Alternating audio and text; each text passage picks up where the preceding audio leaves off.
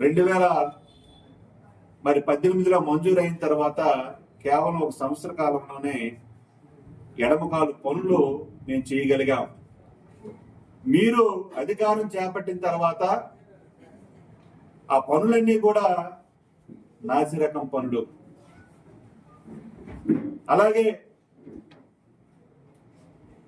గిరిజన ప్రాంతాల్లో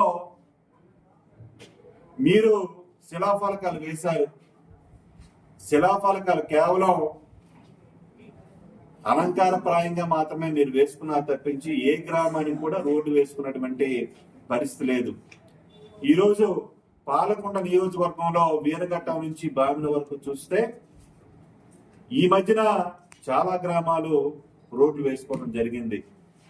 ముఖ్యంగా మీరు ఆ రోజు సీతంపేట మండలంలో కుమ్మరిగండి అనే పంచాయతీకి మీరు రోడ్డుకి శంకుస్థాపన చేశారు. అంటే మీకు 10 ఏళ్ల కాలం పట్టిందా ఆ ఊరి గ్రామానికి రోడ్డు వేయడానికి? ఈ రోజు నేను ఎమ్మెల్యేగా అయిన తర్వాత ఆ గ్రామానికి నిధులు మంజూరు చేసి ఈ కూటమి ప్రభుత్వంలో రోడ్డు వేసుకున్నాం. అది మా చిత్తశుద్ధి అంటే. మీరు 5 ఏళ్ల కాలం ఏం చేశారు? దాచుకోవడం తప్పించి ల్యాండ్ మైన్ వైన్ మాఫియా తప్పించి మీరు చేసినటువంటి పనులు ఏమిటని నేను అడుగుతా ఉన్నాను. అలాగే గౌరవ ఎమ్మెల్సీ గారు దువ్వాడ శ్రీని గారు కూడా అడుగుతా ఉన్నాను. మీరు ప్రశ్న వేసేటప్పుడు పూర్వపురాలు తెలుసుకోండి. 50 కోట్ల రూపాయలకి పవన్ కళ్యాణ్ గారు అమ్ముడుపోయారా?